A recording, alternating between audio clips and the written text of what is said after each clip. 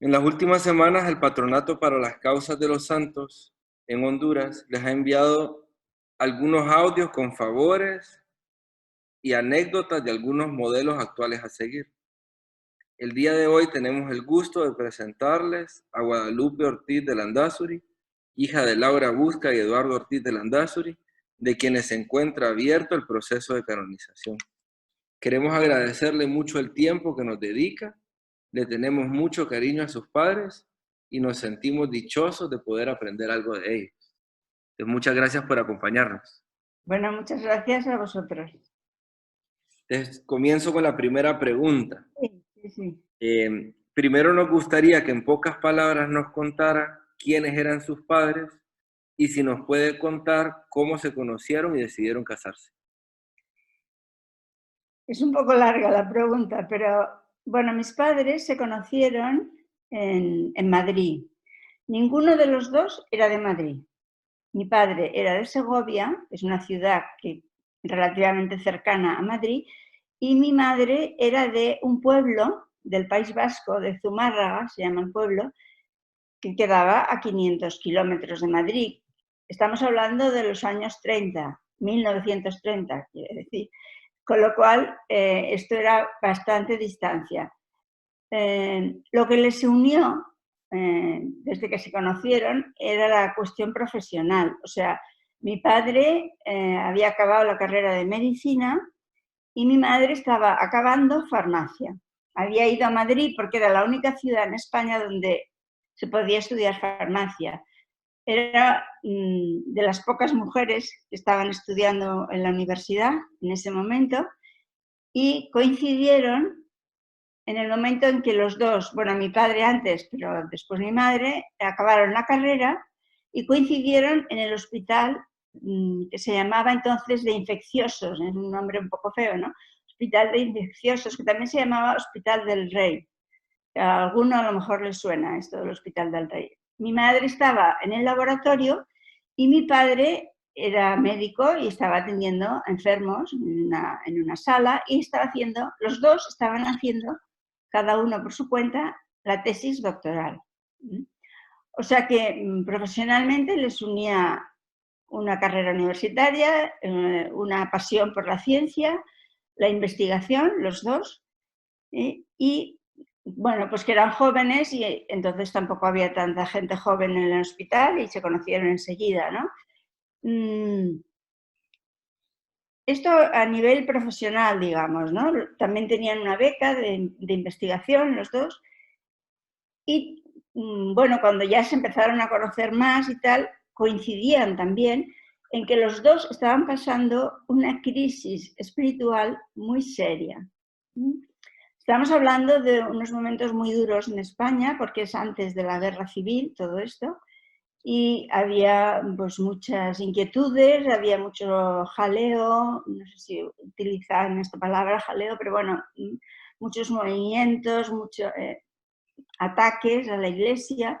Los intelectuales eran muy de izquierdas y mis padres se consideraban intelectuales y por lo tanto estaban en esa línea, ¿no?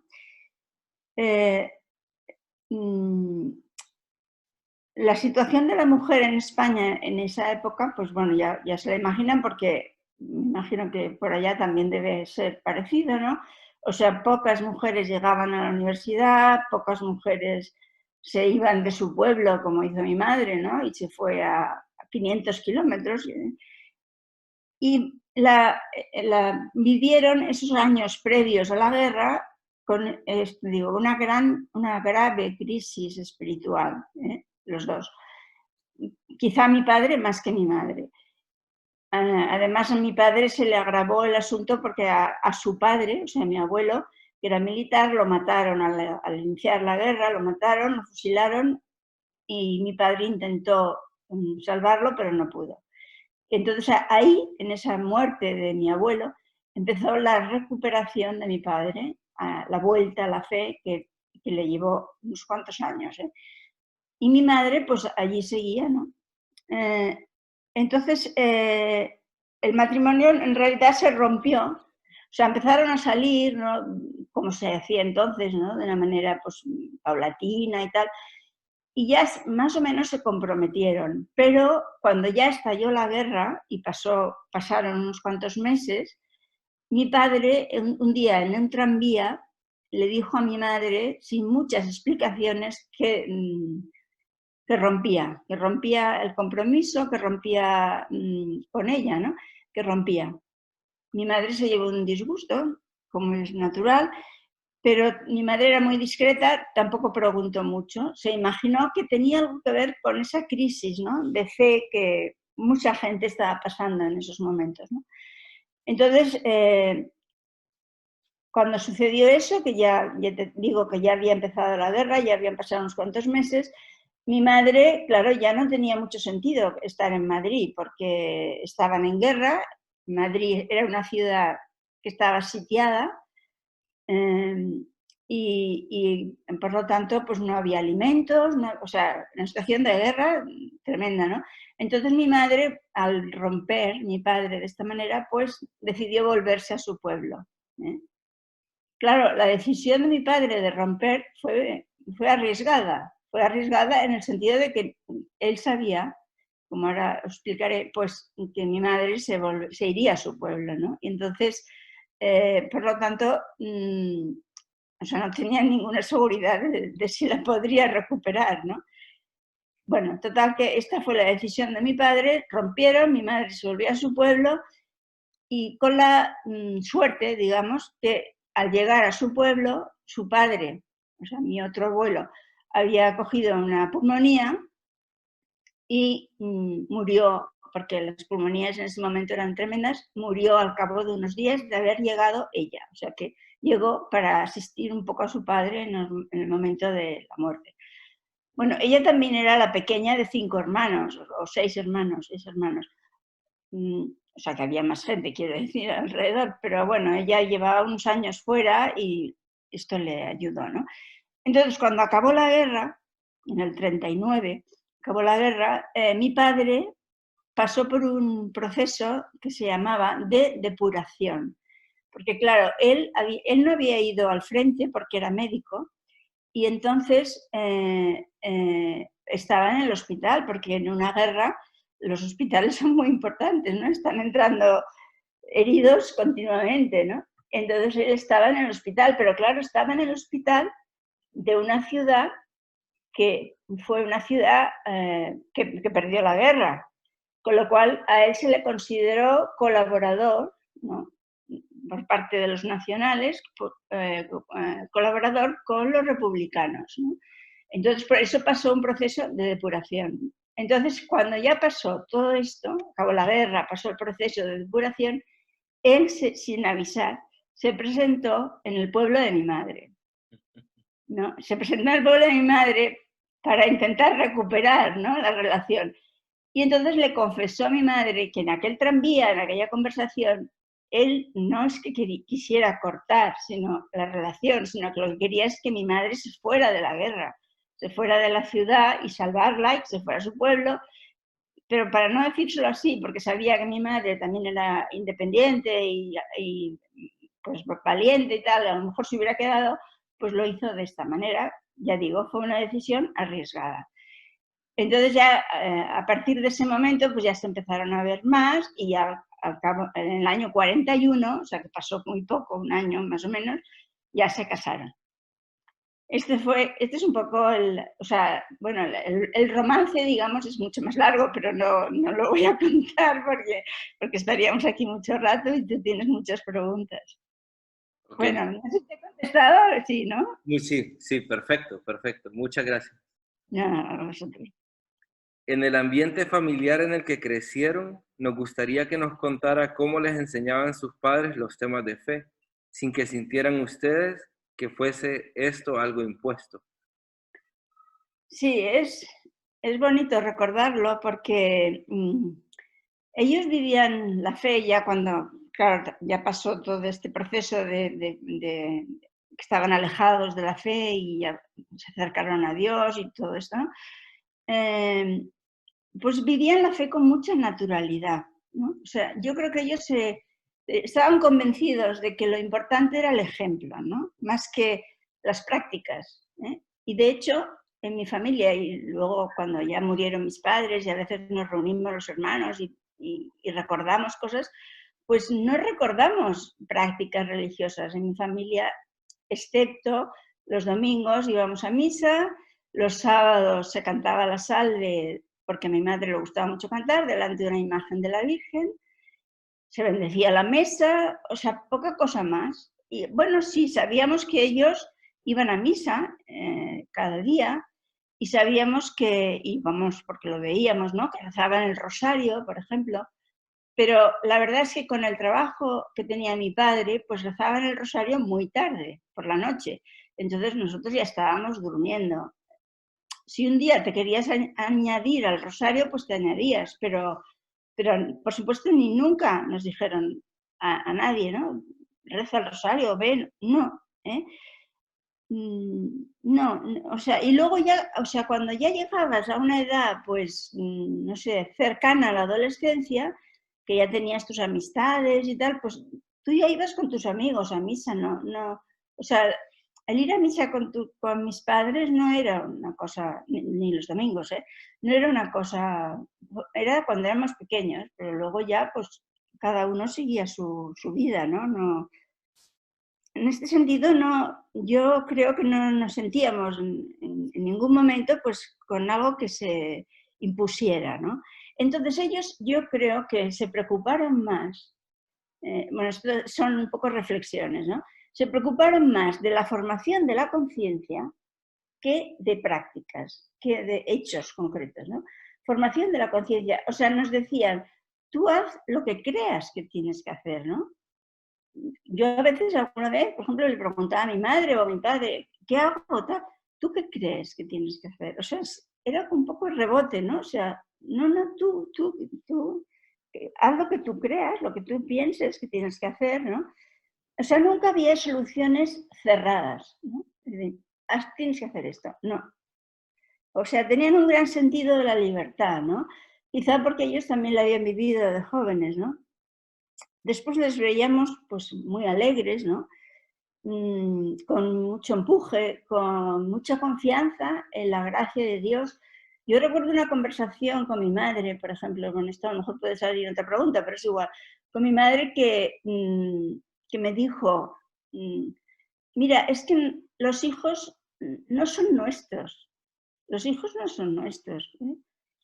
Nosotros os ayudamos, pero los hijos no son nuestros. A mí me sorprendió, ¿no? Porque tenía mis amistades, ¿no? Que sus familias pues eran bastante agobiantes, ¿no? Pues no, los hijos no son nuestros, ¿no? Después tenía mucha confianza en los profesores, por ejemplo, que ahora esto se pone como mucho en duda, ¿no?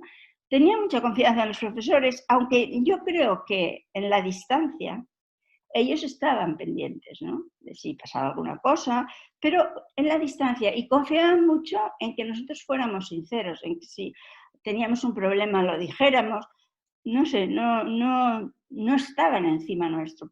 Bueno, sí, por ejemplo, recuerdo que había un hermano que le costaba, por ejemplo, estudiar, ¿no? Le costaba estudiar.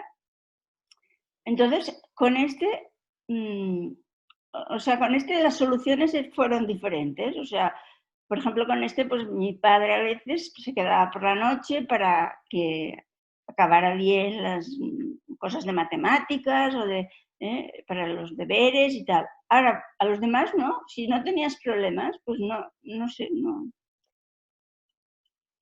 no sé si te he Sí, contestado, sí. sí, perfecto, súper bien, súper bien. Ustedes eran 7 hermanos, con unos padres bastante ocupados. ¿Nos puedes contar cómo lograban ellos dedicarle a cada uno de los hijos un espacio individual y lograr llevar una amistad cuando cada uno de ustedes tenía una personalidad diferente? Sí, es cierto, porque claro, cuando hay 7 hijos o 7 hermanos, pues cada uno, como aquí se dice, es de su padre y de su madre, o sea, somos diferentes, ¿no? Entonces, en mi familia, pues eso se da, hay mucha variedad, ¿no? Pero, por ejemplo, pues, o sea, a ver, una cosa que es importante, o sea, ellos no se planteaban creo, no se planteaban, tengo que trabajar 8 horas, tengo que, o 8 o más, claro. Tengo que dedicarme a la familia tanto, tengo que dedicar a la formación tanto, tengo que dedicar a las relaciones sociales tanto, como si fueran cosas una detrás de otra, sino que conseguían hacer como una red. Esto es una cosa que a mí me gusta, ¿no? O sea que, por ejemplo, por supuesto, aprovechaban las comidas, ¿no? Las comidas no eran un interrogatorio, ni mucho menos, ¿eh? Ellos contaban cosas, lo que habían hecho, lo que había pasado, tal cual, pero también te preguntaban, bueno, iba saliendo, ¿no? De una manera natural, pues qué habías hecho, qué te había pasado, qué tal, y ellos estaban con la oreja levantada, ¿no? Pero no era un interés, ¿no? No era un interrogatorio, ¿no? Y después siempre sabías, aparte de esos momentos en los que estábamos todos más o menos, ¿no? Pues que sabías que siempre podías contar con ellos con cada uno de los dos, ¿no? O con los dos, para preguntar algo, si tenías una duda o si tenías, pues tú ya sabías los momentos, como si dijéramos, ¿no? Por ejemplo, mi padre era de noche, ¿eh?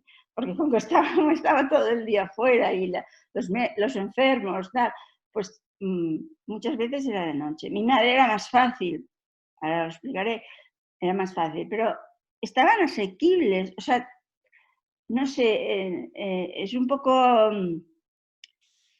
nos educaron un poco en la intensidad, ¿no? Y luego, por ejemplo, pues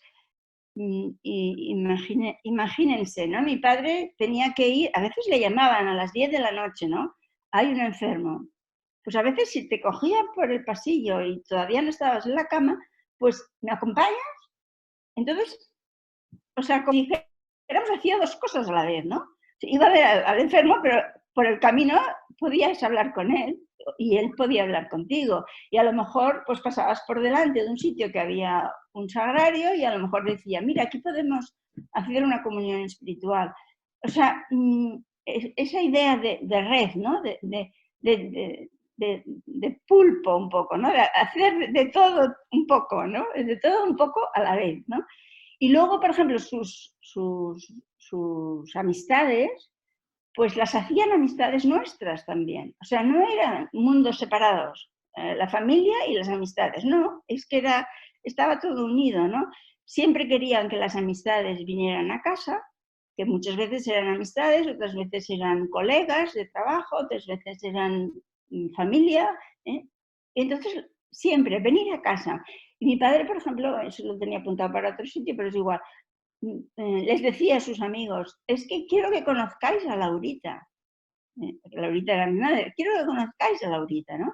Entonces los traía a casa, ¿no? Bueno, eso suponía más trabajo para mi madre, porque a veces aparecía a altas horas o no a altas horas, es igual, pero aparecía sin avisar con varias personas, ¿no? Entonces mi madre tenía que improvisar y tenía que... bueno, pero mi madre, pues claro, con una sonrisa, pues, por supuesto nunca le oí quejarse, ¿no?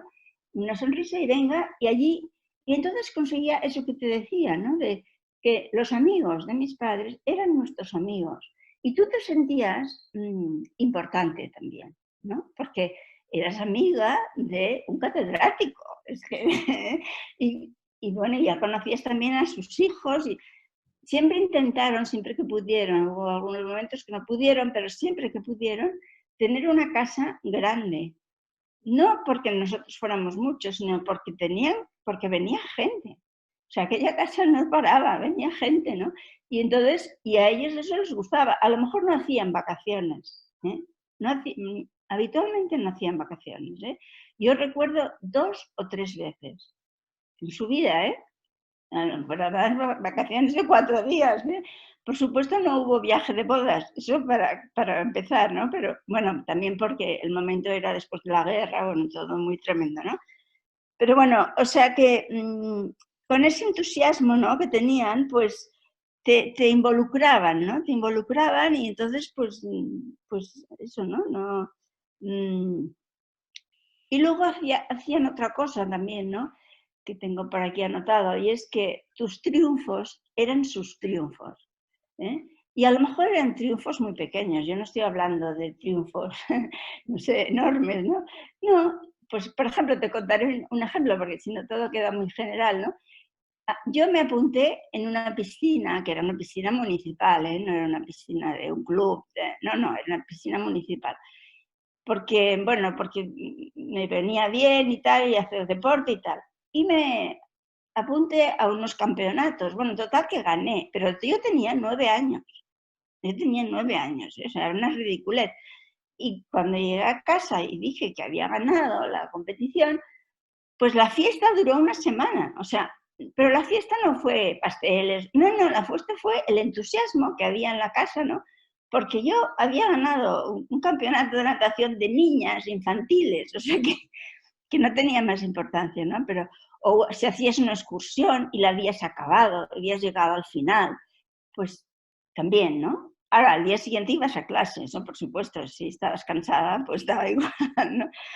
O, por ejemplo, se preocuparon mucho de la formación profesional, ¿no? De los hijos, haciendo planes con cada uno de manera diversa, ¿no? Pues, por ejemplo, salidas al extranjero, aprender idiomas, pero también buscando soluciones fáciles, económicas. Por ejemplo, pues tenía mi padre iba a congresos, ¿no? Conocía imaginemos, un catedrático de su misma especialidad en Francia, ¿no? En París y tal. Pues no es que se aprovechara de aquel personaje, no, no se aprovechaba, se conseguía hacer un intercambio. O sea, yo iba a Francia y una hija de aquel señor después venía con nosotros, ¿no? Entonces era una solución muy económica porque simplemente era el viaje lo que tenían que pagar y no, y después pues tú ya te tenías que organizar, eso sí, o sea, mis padres ya no me organizaban qué tenía que hacer con aquella niña francesa, no, ya era yo la que me decía, bueno, tú organiza qué vais a hacer este mes, ¿eh? O sea, no. Bueno, esto supone riesgos, ¿eh? ¿Los hubo los riesgos? Sí, peligros también. Equivocaciones, no haber elegido a la persona más adecuada también, ¿eh? También hubo algún momento en que mis padres tuvieron que intervenir y a un chico, recuerdo, pues ponerle en el tren hacia su casa, ¿no? Para que se fuera, porque, bueno, no se portaba bien. ¿eh? O sea que es que la educación es asumir riesgos. O sea, si todo lo quieres tener controladísimo, creo que no harás nada.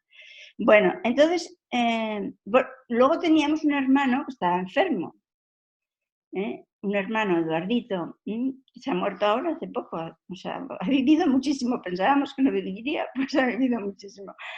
Enfermo mental, grave, con lesiones cerebrales, o sea, una cosa muy seria y además progresiva, o sea que no, mis padres pusieron muchísimos medios para ver si se podía solucionar, si se podía mejorar, aminorar.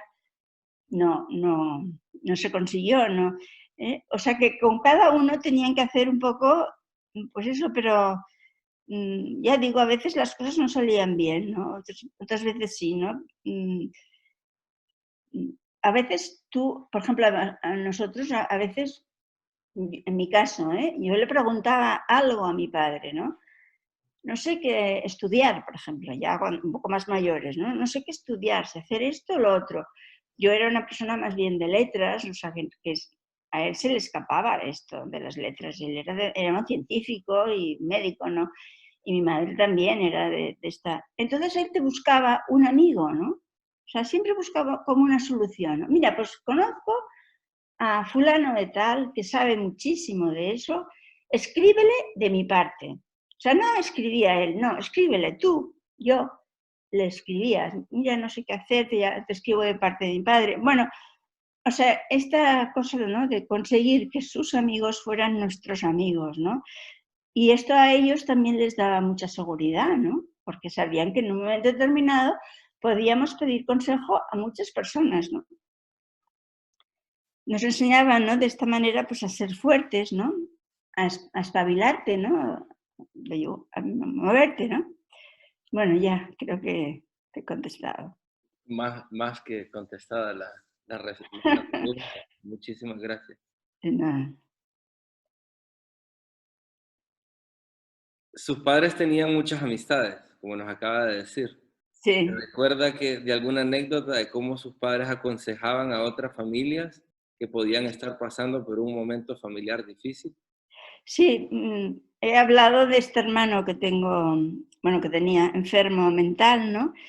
Entonces, mis padres conocían a otro matrimonio, Álvaro Dors y su mujer, Palmira, que tenían una hija también enferma mental grave, ¿no? Entonces, o sea, se unían mucho, ¿no? Se unían mucho para buscar soluciones, para ver a quién acudir, para cuando uno de los matrimonios pues veía una vía, pues se la comentaba al otro, ¿no? O sea, tampoco tenían, como es lógico, no tenían la solución del problema, como ya se vio, ¿no? Porque no tenía solución, pero pues iban explorando, podríamos decir, tanto un matrimonio como el otro, y se lo iban pues, comunicando y ayudando. Bueno, siempre ayuda, ¿no? Si, supongo, si tienes un hijo enfermo de estas características, pues tener otra familia que está en una situación similar, ¿no? Después, por ejemplo, recuerdo otra situación, ¿no? De una sobrina de mi madre, que estaba pasando por una situación, ya debía de tener unos 16 o 17 años, o sea, no era una niña, y estaba pasando por una situación pues difícil porque estaba pues desanimada en muchos terrenos, ¿no? O sea, psicológicamente, físicamente tampoco nos encontraba bien. Y además esta familia, la familia de mi madre, vivían en un pueblo. Por lo tanto, pues era una familia que, aunque les queríamos mucho y todo, como es lógico, quizá no tenían los resortes, no digo económicos, ¿no? Sino resortes de conocimiento de qué podían hacer con esta hija que estaba así y tal. Entonces mis padres pues se ofrecieron a que esta sobrina de mi madre viniera con nosotros, ¿no? Y estuviera un año, estuvo un año viviendo con nosotros, ¿no? Entonces yo que es que la veía cada día, ¿no? Pues veía cómo iba superando, ¿no? Cómo iba superando, pues supongo que por el ambiente, porque salió de su pueblo, porque mi madre le hablaba de que estudiara algo, que no se quedara sin hacer nada. Bueno, la ayudaron, ¿no? La ayudaron tanto que ella está muy agradecida, está casada, tiene un trabajo, tiene hijos, una persona que tiene una vida completamente normal, ¿no? ¿Ok? Todas son anécdotas. Son un tesoro esas anécdotas. Muchas gracias. Al momento de llegar el tiempo para que los hijos fueran saliendo de casa, cada uno bajo circunstancias diferentes, ¿cómo se esforzaban sus padres para lograr que cada uno de ustedes mantuviera los principios familiares y cristianos que habían luchado por inculcarles en el hogar y no dejarse influir por el ambiente externo? Bueno, como sabe, este es un tema difícil. Es un tema difícil, sobre todo, bueno, no sé si sobre todo, a lo mejor con un solo hijo también pasa, ¿no? Pero con 7, pues cada uno es un mundo, ¿no? Y por lo tanto, conforme fue pasando el tiempo, ya se iba viendo, ¿no? Que cada uno tendría una situación diferente, ¿no? Claro, lo que te han inculcado en casa, lo que has visto, que más que inculcar es lo que has visto, ¿no? Eso no se pierde. Puedes pasar por malos momentos, se puede perder momentáneamente, pero yo lo que veo, ¿no? Es que al final de aquello algo queda, ¿no? Claro, los hijos tampoco son fotocopias, ¿eh? No son fotocopias uno detrás de otro, ¿eh? Y tampoco las soluciones ni las orientaciones pueden ser de fotocopia, ni de manual, ni de libro, ¿eh? Por lo tanto, pues ellos nos dejaron volar, ¿no? Nos dejaron, o sea, nos enseñaron unas cosas, he dicho antes, los hijos no son nuestros, ¿eh? Nos dejaron volar y ellos iban viendo cómo cada uno tomábamos decisiones diferentes, con opciones diferentes, unas que a mis padres les gustaría más y otras que quizá no les gustaban, ¿no? Pero no se opusieron en ningún caso, ¿no? No, siempre siguieron al lado de todos, ¿no? Al lado de todos. Aunque alguno pues se alejara más o incluso cambiara de ciudad por abandonar el ambiente familiar incluso, ¿no? Siempre estaban allí, ¿no? Siempre había un viaje, siempre había... Y se pasaba por aquella casa, por ver a aquel hermano. O sea, estuvieron siempre cerca, ¿no? Siempre cerca de todos, a pesar de que, ya digo, las opciones fueron muy, muy diversas, ¿eh? Bueno, y también, claro, la rebeldía de la juventud, ¿no? O sea, todos hemos pasado, los 7 hermanos, bueno, el enfermo de manera distinta, ¿no? Pero todos los otros 6 hemos pasado, pues, esos momentos de rebeldías, ¿no? Y creo que ellos sabían que eso era ley de vida, ¿no? Y que no se puede atar corto a los hijos, sobre todo a partir de determinadas edades, ¿no? Nos respetaron, ¿no? Y, y yo creo que eso, en el fondo, todos lo hemos agradecido. No sé si- Perfecto, gracias. nada. ¿Nos puede contar cómo veían ustedes que sus padres llevaban las diferencias de opinión que tenían entre ellos cuando no llegaban a pensar de la misma manera sobre alguna decisión importante? Y aquí agrego porque veo que su papá llevaba visitas, pues una sobrina que llega, gente que llega, entonces me imagino que para su mamá no ha de haber sido difícil estar como sobre la jugada en todas estas cosas que pasaban sin previo aviso, por decirlo. Sí, respecto al principio de la pregunta, la verdad, yo tengo que decir, porque es la verdad, nunca les vi discutir. Nunca, pero es que nunca. Quizá, quizá pues hablaran entre ellos, ¿no? Por ejemplo, como mucho, recuerdo mi madre decir, pero Eduardo, por ejemplo, pero no por nada de eso de la gente ni tal, no, por ejemplo, porque iba hacia un viaje, mi padre hacía muchos viajes y a lo mejor siempre apuraba mucho el tiempo, y dormía en el tren, siempre iba en tercera clase, o sea, y entonces cuando volvía, solía volver bastante cansado. Y mi madre le preguntaba, ¿has comido? Y entonces mi padre decía, no. Bueno, no sé si siempre, a veces decían, pues no, Laurita. Y entonces la respuesta de mi madre, pero Eduardo, ¿eh? O sea, pero Eduardo, o sea, ¿no? Pues esto es lo máximo que yo le he oído a mi madre, ¿no? Después se respetaban muchísimo, se admiraban. Esta es otra cosa importante, se admiraban. Mi padre siempre preguntaba el consejo a mi madre y al revés. Y a veces cuando tú preguntabas una cosa, por ejemplo, a mi madre, pues mi madre me decía, mm, bueno, pregúntale a papá. O al revés, ¿no? Preguntabas a tu padre, pregúntale a mamá. O sea, mm, no sé, era una manera de pasarse la pelota, ¿no? De uno al otro, pero no era pasarse la pelota, era que se admiraban, que tenían en mucho la opinión del otro, ¿no? Tenían, la opinión del otro era muy importante, ¿no? Y pienso que hablaban entre ellos, pero poco, ¿eh? No creo que tuvieran grandes, o sea, se conectaban, yo creo que desde el principio, ¿no? Se conectaban inmediatamente, ¿no? Y entonces como se querían mucho, pues todo esto, claro, facilita mucho las cosas, ¿no? Porque la gente, ¿por qué discute? Pues muchas veces pues porque no hay cariño, ¿no? Porque no, mm, claro, eso yo no lo he visto, o sea, yo he visto que no discutían, que no. ¿Y qué era lo segundo que me has preguntado? Esto de que mi padre llegara con tanta gente. Bueno, esto ya formaba parte del pacto, ¿eh? Yo creo que ellos hicieron un pacto, que nunca nos lo explicaron, pero pues eso, de mutuo acuerdo, bueno, de mi padre puso unas bases y mi madre también las puso, ¿no? Y no sé, o sea, cada uno jugaba un papel, tampoco entre ellos eran fotocopia, tampoco, o sea, porque eran muy distintos.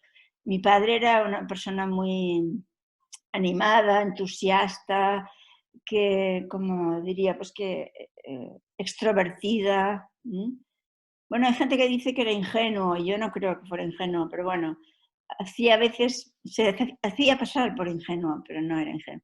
Despistado, relativamente despistado. Mi madre, en cambio, era discreta, estaba...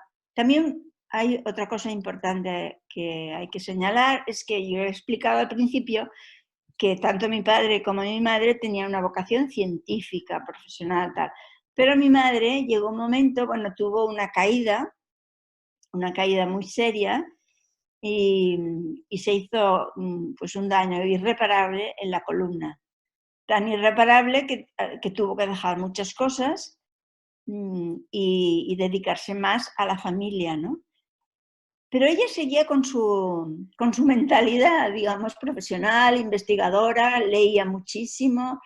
Eh, la cocina para ella, que le gustaba mucho y se le daba muy bien, pues era como un laboratorio, para ella era un laboratorio.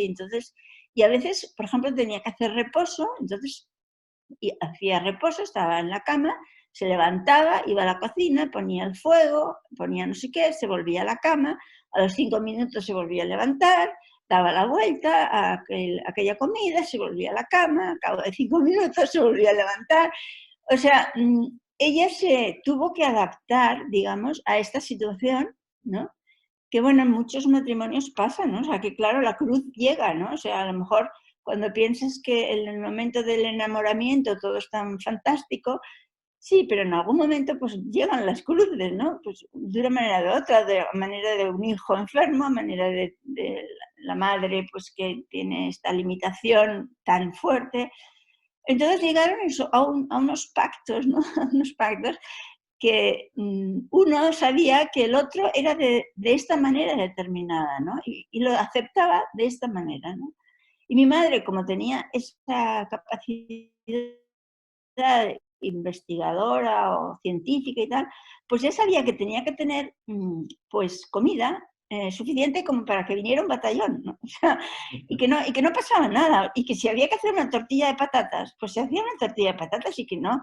Y si el que venía era un ministro, porque también vinieron ministros, y si el que venía era un ministro, pues se tenía que contentar con la tortilla de patatas. Y a mi madre, pues no se le caían los anillos, dije aquí, no sé si lo decís vosotros, o sea, no le importaba pues que quedara como una familia pobre, ¿no? Que una tortilla de patatas. Bueno, pues es que mira, habéis llegado de esa manera, ¿qué vamos a hacer, no? Bueno,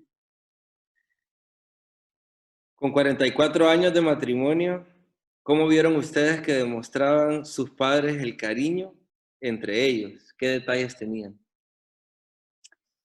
sí, a ver, entre ellos, quizá, o sea, yo no sé si esto es un ejemplo o no, ¿eh? Yo lo explico, pero no sé si es... entre ellos no se hacían muchos regalos. Solamente yo recuerdo en Navidad, o sea, por Reyes o en Navidad, sí que había un regalo. Mi madre le compraba algo a mi padre, lógicamente, y mi padre solía encargárselo, porque mi padre no tenía mucho tiempo ni tampoco sabía cosas, detalles, ¿no? Entonces lo encargaba a mi hermana mayor, ¿no? Bueno, pues tú cómprale algo a mamá, yo te doy el dinero, y le compraba unos zapatos bonitos. Mi hermana sabía el gusto de mi madre, el número, mi padre era un poco despistado en eso, pues a lo mejor le hubiera comprado unos zapatos que no eran su número, o yo qué sé, ¿no? Él contaba con sus limitaciones, sabía que él no, bueno, que había, pero bueno, entonces, o sea, el regalo fijo era ese. Y luego había pequeños detalles, ¿no? Pequeños detalles mm, de cariño, ¿no?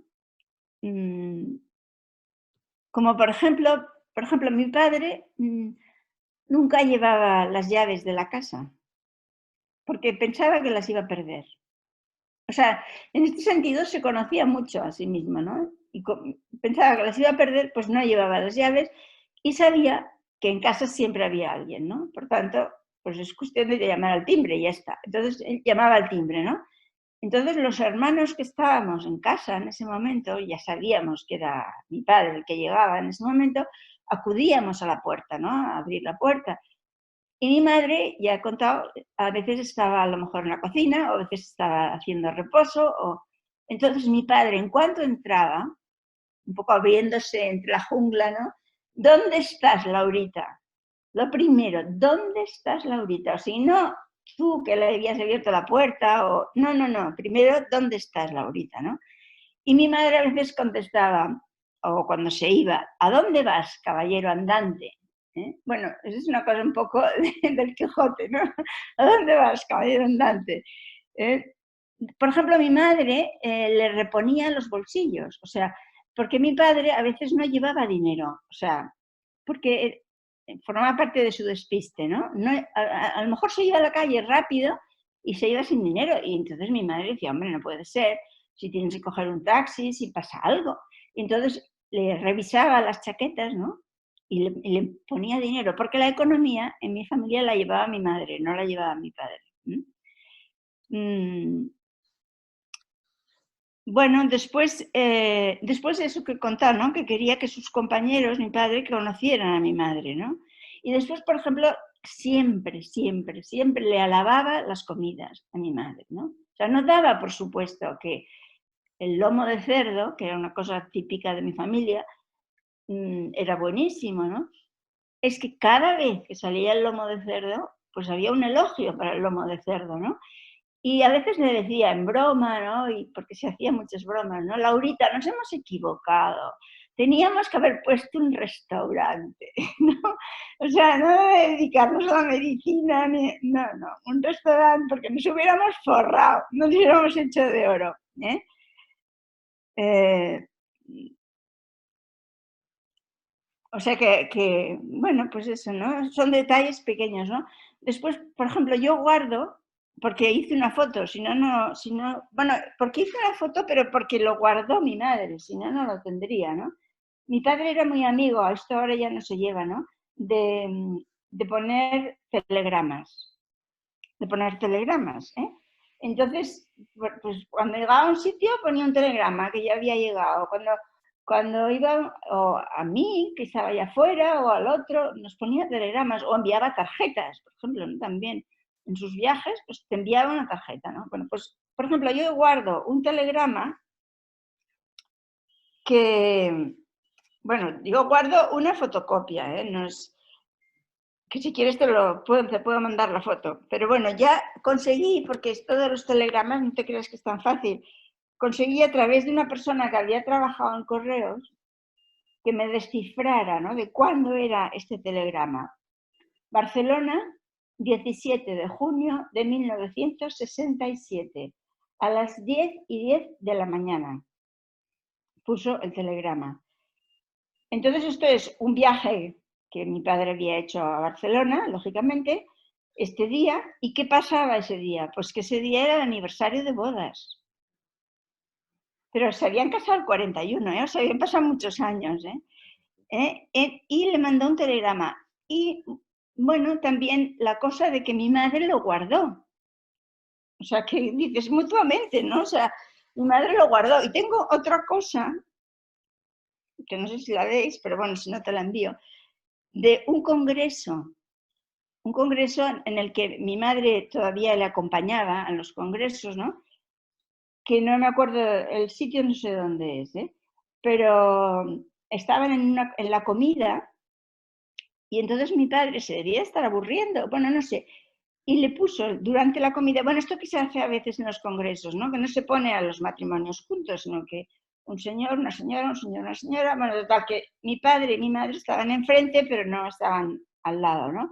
Entonces, en una servilleta de papel, le escribió, te quiero, Laurín, Laurita mía, Lauritita.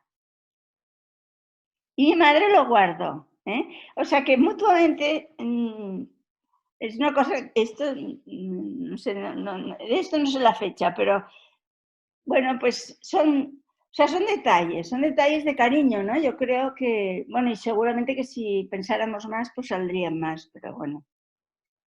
Perfecto. Me encanta, o sea, solo escucharla y verle la alegría que tiene recordando a sus papás, Hombre, claro. me da una idea de cómo ha de haber sido esa relación entre ellos y ese ambiente en la casa. La siguiente pregunta creo que nos ha dado la mayoría de las respuestas ya, pero igual la vamos a preguntar. O sea, sus padres ambos eran miembros del Opus Dei y llevaban una vida bastante ocupada. ¿Cómo manejaban todo el tiempo que le dedicaban a la obra, al trabajo y equilibrarlo con el tiempo de una familia numerosa? Sí, sí, realmente creo que lo he contestado. O sea, que esto que he dicho, ¿no? De la red, ¿no? De que englobaban, ¿no? O sea, conseguían, conseguían hacer esto, ¿no? O sea, em, bueno, y esto de que mi madre enfermó, ya lo he dicho, ¿no?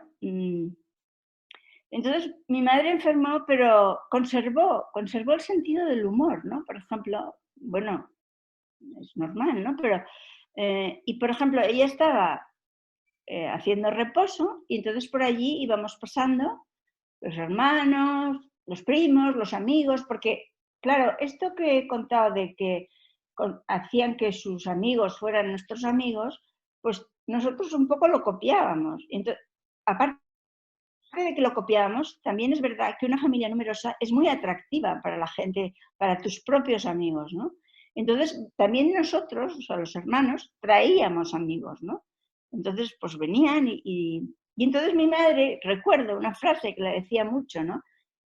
Desde la cama, ¿no? Que iban pasando las personas y tal, decía, esto es un sainete, ¿eh? O sea, bueno, un sainete que es una cosa divertida, ¿no? O sea, bueno, pues eso, ¿no? Perfecto, sí, Creo que ya he contestado, ¿no? sí. Esto va en la misma línea, o sea, nos imaginamos que el ambiente de la casa era ameno y alegre. ¿Cómo llevaban el sentido del humor en casa? Bueno, nosotros en casa lo pasábamos en grande, ¿eh? Y esto que he dicho hace un momento, ¿no? Que aquella casa o las casas por las que hemos ido pasando, porque hemos cambiado de casa, ¿no? Pues eran como, tenían un gran atractivo, ¿no? Entre yo en concreto, mis amigas, ¿no?